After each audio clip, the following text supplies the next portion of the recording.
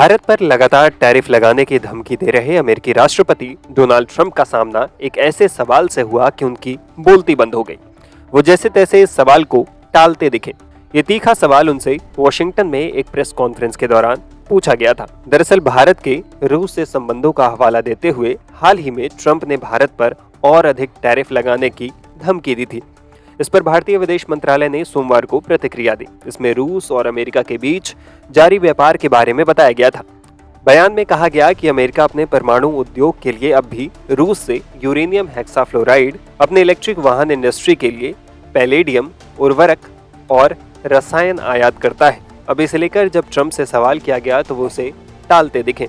भारत कहता है कि अमेरिका रूस से यूरेनियम, केमिकल्स और उर्वरक खरीदता है, लेकिन वो उनके तेल आयात पर आपत्ति जताता है। आप इसका क्या जवाब देंगे?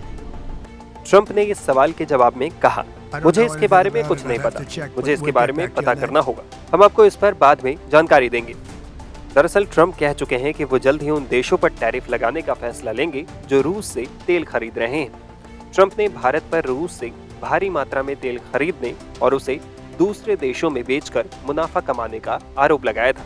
इसके बाद भारत ने सोमवार को अमेरिका और यूरोपीय संघ की आलोचना करते हुए कहा था कि रूस से कच्चा तेल खरीदने के लिए भारत को निशाना बनाना अनुचित और तर्कहीन है। विदेश मंत्रालय की तरफ से जारी बयान में कहा गया, यूक्रेन संघर्ष शुरू होने के बाद रूस से तेल आयात करने को लेकर भारत को अमेरिका और यूरोपीय संघ निशाना बना रहे हैं। वास्तव में संघर्ष शुरू होने के बाद भारत ने रूस से आयात इसलिए शुरू किया क्योंकि तेल के पारंपरिक आपूर्ति को यूरोप की तरफ मोड़ दिया गया था। उस समय अमेरिका ने खुद भारत को इस आयात के लिए प्रोत्साहित किया था ताकि वैश्विक ऊर्जा बाजार की स्थिरता बनी रहे। लेकिन ये बात चौंकाने वाली है कि जो देश भारत की आलोचना कर रहे हैं वो खुद भी रूस के साथ व्यापार कर रहे हैं। यूरोपीय संघ ने साल 2024 में रूस के साथ 67.5 बिलियन यूरो का द्विपक्षीय व्यापार किया। इसके अलावा साल 2023 में यह व्यापार 17.2 बिलियन यूरो आंका गया। ये भारत और रूस के कुल व्यापार से कहीं अधिक है। यूरोप और रूस के बीच व्यापार केवल ऊर्जा तक सीमित नहीं है, बल्कि इसमें उर्वरक, खनिज उत्पाद, रसायन, लोहा और इस्पात, मशीनरी और परिवहन उपकरण भी शामिल है।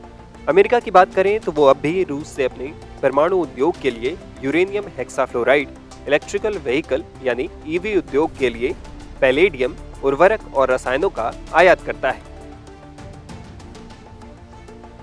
साफ है कि एक तरफ अमेरिकी राष्ट्रपति डोनाल्ड ट्रंप भारत पर लगातार टैरिफ लगाने की धमकी दे रहे हैं तो दूसरी तरफ भारत भी ट्रंप की धमकियों को उनकी भाषा में ही जवाब देने को तैयार दिख रहा है।